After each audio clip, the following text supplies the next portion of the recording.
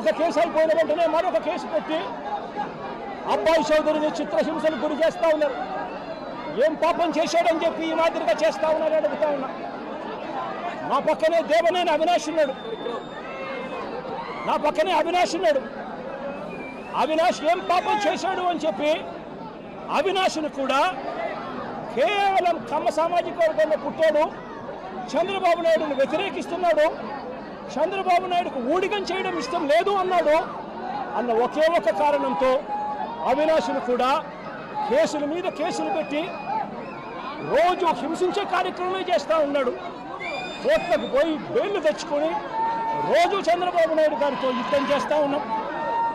నేను అడుగుతా ఉన్నా, ఏం పాపం చేశారు అని తలసిల రఘురామ్ మా పార్టీకి సంబంధించిన ఎమ్మెల్సీ నాతో పాటు 15 సంవత్సరాలు నాతో పాటు ప్రయాణం చేశాడు.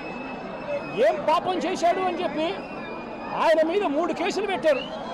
పెట్టి ఆయనను కూడా చిత్రహింసలకు లోన్ చేస్తూ ఉన్నారు. ఏం పాపం చేశారని అడుగుతా ఉన్నా. మా పార్టీకి చెందిన ఇదే కమ్మ సామాజిక వర్గానికి సంబంధించిన ఎక్స్ ఎంపీ ఎంబీబీ సత్యనారాయణ ఏం పాపం చేశాడు అని చెప్పి ఎంబీబీ సత్యనారాయణ చివరికి తాను వ్యాపారాలు కూడా ఆంధ్ర రాష్ట్రంలో చేసే పరిస్థితి లేకుండా తనను రాష్ట్రం నుంచి కూడా వెళ్ళగొట్టే కార్యక్రమం చేసి తనను బెదిరించి తప్పుడు సాక్ష్యాలతో తప్పుడు కేసులు బనాయించి ఇబ్బందులకు ఎందుకు గురి చేస్తూ ఉన్నారు అని చెప్పి గట్టిగా అడుగుతా ఉన్నా.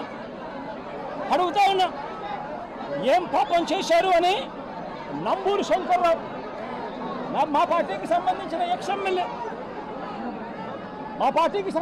ఎక్స్ ఎమ్మెల్యే నంబూరు శంకర్రావు ఏం పాపం చేశారు అని చెప్పి ఆయన మీద కూడా తప్పుడు కేసులు బనాయిస్తూ ఉన్నారని అడుగుతా ఉన్నా. ఏం పాపం చేశాడు అని చెప్పి బ్రహ్మనాయుడు, నంబూరు శంకర్రావు అన్న బ్రహ్మనాయుడు అన్న ఇద్దరు ఎక్స్ ఎమ్మెల్యేలు, ఒకరు పెదకూరుపాడు, ఒకరు వెనుకొండ, ఇద్దరు ఎక్స్ ఎమ్మెల్యేలు ఏం పాపం చేశారు అని చెప్పి వీళ్ళని చిత్రహింసలకు లోను చేస్తూ తప్పుడు కేసులన్నీ కూడా బనాయించే కార్యక్రమం ఎందుకు చేస్తూ ఉన్నారని అడుగుతా ఉన్నా. నా పక్కనే Tenali MLA ex MLA Shiva ఉన్నాడు. ఏం పాపం చేశాడు అని చెప్పి శివాను కూడా తప్పుడు కేసులతో రోజు బెదిరించే కార్యక్రమం, కాలేజీలకు ఇవ్వాల్సిన ఫీజు రీయింబర్స్మెంట్ బకాయిలు పెట్టడమే కాకుండా కాలేజీలకు ఇన్స్పెక్షన్ అంట, మళ్ళీ కాలేజీల్లో వెరిఫికేషన్ అంట, మళ్ళీ రోజు హెరాస్మెంట్ అంట. ఏం పాపం చేశాడని చెప్పి చిత్రహింసలు పెడతా ఉన్నారని అడుగుతా ఉన్నా. ఏం పాపం చేశారు అని చెప్పి ఇదే కమ్మ సామాజిక వర్గానికి సంబంధించిన మా పార్టీ సానుభూతి పరుడు తాను మాత్రమే పోచాని కృష్ణమురళి నెల రోజుల పాటు సినీ దర్శకుడు, ఆయన డైలాగులు రాస్తారు సినిమాలలో. ఆయన కేవలం మా సానుభూతి పరుడు మాత్రమే. అలాంటి ఆయన్ను నెల రోజులు జైల్లో పెట్టారు. శ్రీకాకుళం నుంచి కడప దాకా రకరకాల స్టేషన్లన్నీ కూడా ఒక స్టేషన్ అయిపోయిన తర్వాత మరో కేసు పెడతారు. నెల రోజుల పాటు 9 కేసులు పెట్టి పోసాని కృష్ణమురళిని నెల రోజుల పాటు వివిధ స్టేషన్ల చుట్టూ తిప్పుతూ తప్పుడు కేసులు పెట్టారు. ఏం పాపం చేశారని అడుగుతా ఉన్నా. ప్రముఖ సినీ నిర్మాత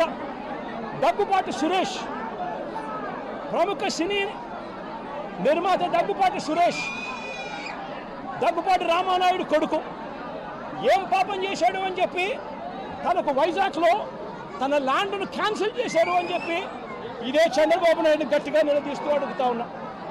ఏం పాపం చేశారు అని చెప్పి రాజ్ కుమార్ను తన భార్య కృష్ణవేణిని మంగళగిరికి సంబంధించిన వాళ్ళు, రాజ్ కుమార్ అనే వ్యక్తి కమ్మబ్బాయి, కృష్ణవేణి అనే వ్యక్తి కమ్మబ్బాయిని పెళ్లి చేసుకుంది. సోషల్ మీడియాలో చంద్రబాబు నాయుడు గారికి వ్యతిరేకంగా జగన్కు అనుకూలంగా 4 మాటలు రాశారు. వాళ్ళు చేసిన పని అంతకన్నా ఇంకా ఏమీ లేదు. వాళ్ళని ఏకంగా వాళ్ళ మీద 11 కేసులు పెట్టి ఏకంగా నెల రోజుల పైగా వాళ్ళని జైళ్ళల్లో పెట్టి తిప్పారు. ఏకంగా ఆ పిల్లాడు ఫోటో చూస్తే సోషల్ మీడియాలో బాధ అనిపిస్తుంది. లోకేష్ ఫోటో పెట్టి ఆ పిల్లాడు రాజ్ కుమారు మోకాళ్ళ మీద నిలబడి ప్రాధేయపడతా ఉన్నట్టుగా దగ్గరుండి వాళ్ళ తెలుగుదేశం సంబంధించిన కార్యకర్తలు కొట్టి ఆయనతో చొక్కా ఇప్పించి ప్రాధేయపడేట్టుగా చేస్తా ఉన్నారు. ఏం పాపం చేశాడని చెప్పి మరో సోషల్ మీడియా కార్యకర్త చిన్నపిల్లాడైన ఇంటూరు రవికిరణ్ ఈ ఇంటూరు రవికిరణ్ మీద ఏకంగా రాజమండ్రి పిల్లోడు తాను కమ్మ సామాజిక వర్గానికి చెందిన వ్యక్తి కేవలం చంద్రబాబు నాయుడు గారిని విభేదించినందుకు ఏకంగా 19 తప్పుడు కేసులు పెట్టి నెలల తరబడి స్టేషన్ల చుట్టూ తిప్పారు. నేను అడుగుతా ఉన్నా, ఏమయ్యా చంద్రబాబు, కమ్మారంటే కేవలం నీకు ఊడిగం చేయడం కోసమే పుట్టారా? నువ్వు, నీకు తోడు ఒక ఈనాడు, ఒక ఆంధ్రజ్యోతి, ఒక TV5, మీరంతా ఒక దొంగల ముఠ. మీరంతా రాష్ట్రాన్ని దోచుకున్నది మీరంతా కూడా పంచుకోవడం, ఇది మీరు చేస్తూ ఉన్న పని. మీ పనిలో మీకు చంద్రబాబు నాయుడు గారు అనే వ్యక్తి ముఖ్యమంత్రిగా ఉండడం, మీరు దోచుకునేదానికి మీకు అవసరం. కాబట్టి మీరు దోచుకునేదానికి చంద్రబాబు నాయుడు మీరు కలిసి ఖచ్చితంగా దోచుకునే దానికోసం మీ అన్యాయాలను ఏ ఒక్క కమ్మారైనా కూడా ఏలెత్తి చూపిస్తే చాలు అనగదొక్కడానికి ఏమాత్రం కూడా వెనకాడని నీ నైజం చూస్తూ ఉంటే అసలు నువ్వు మనిషివేనా చంద్రబాబు నాయుడు గారు అని చెప్పి చంద్రబాబు నాయుడు గారిని గట్టిగా నిలదీస్తూ ప్రశ్నిస్తూ ఉన్నా. చంద్రబాబు నాయుడు గారిని వెనకేసుకొస్తూ ట్రోలింగ్ చేస్తూ చంద్రబాబు నాయుడు గారికి ఎవరైనా కూడా వ్యతిరేకిస్తే వాళ్ళు కమ్మ సామాజిక వర్గంలో తప్పు పుట్టారన్నట్టుగా వాళ్ళ మీద కక్ష కట్టి ట్రోలింగ్ చేస్తూ ఇదే ఈనాడు, ఇదే ఆంధ్రజ్యోతి, ఇదే TV5, ఇదే తెలుగుదేశం పార్టీకి సంబంధించిన సోషల్ మీడియా వీళ్ళు ప్రవర్తిస్తూ ఉన్న తీరు రాక్షసుల కన్నా అన్యాయమైన తీరు కాదా అని అడుగుతా ఉన్నా.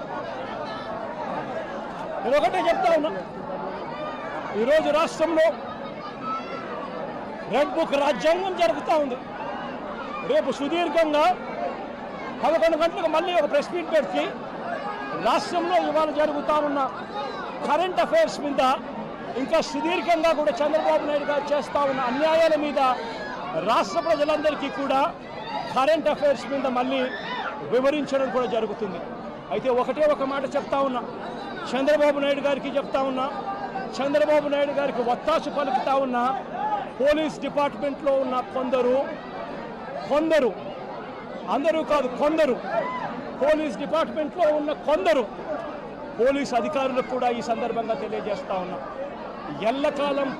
ఎల్లకాలం చంద్రబాబు నాయుడు గారు అధికారంలో ఉండరు. చూస్తూ 1 సంవత్సరం అయిపోయింది. మరో 3-4 ఏళ్లలో మా ప్రభుత్వం వస్తుంది. మా ప్రభుత్వం వచ్చిన తర్వాత ఒక్కొక్కడికి సినిమా చూపిస్తామని చెప్పి మాత్రం ఖచ్చితంగా చెప్తా ఉన్నాను. ఎందుకంటే అన్నకు చేసిన అన్యాయం, అన్న లాంటి వాళ్ళకు చేసిన అన్యాయం ఈరోజు రాష్ట్రంలో ప్రతి గ్రామంలోనూ కనిపిస్తూ ఉంది. ఈ గ్రామంలో ప్రతి గ్రామంలో కనిపిస్తూ ఉన్న ఈ అన్యాయాలకు నేను ప్రతి అధికారికి నేను ఒకటి చెప్తా ఉన్నా, ఈ అన్యాయాలలో మీరు భాగస్వాములు కావకండి. భాగస్వాములు అయినారు అని అంటే మాత్రం చంద్రబాబు నాయుడు గారితో పాటు మిమ్మల్ని కూడా ఓనెక్కిచ్చే కార్యక్రమం ఖచ్చితంగా చేస్తాము అని చెప్పి ఖచ్చితంగా హెచ్చరిస్తా ఉన్నాం. రాజేష్ అనే పేరు చెప్పినా కానీ కేసు కట్టుకోలేదు. వెంకటేశ్వర చెప్తా ఉన్నాడు, చెప్పండి. సిఐ రాజేష్ అనే ఆయన మీద ప్రైవేట్ కంప్లైంట్ ఫైల్ చేసినాడు. ఫైల్ చేసి కోర్టు కేసు కట్టండి అని చెప్పి ఉత్తర్వులు ఇచ్చింది. ఉత్తర్వులు ఇచ్చినా కూడా కేసు కట్టకుండా ఇంకా కేసు కట్టలేదంట. ఇంతటి దారుణంగా ప్రజాస్వామ్యాన్ని అవహేళన చేస్తూ రాజ్యాంగాన్ని రెడ్ బుక్ రాజ్యాంగంతో మారుస్తూ పరిపాలన చేస్తే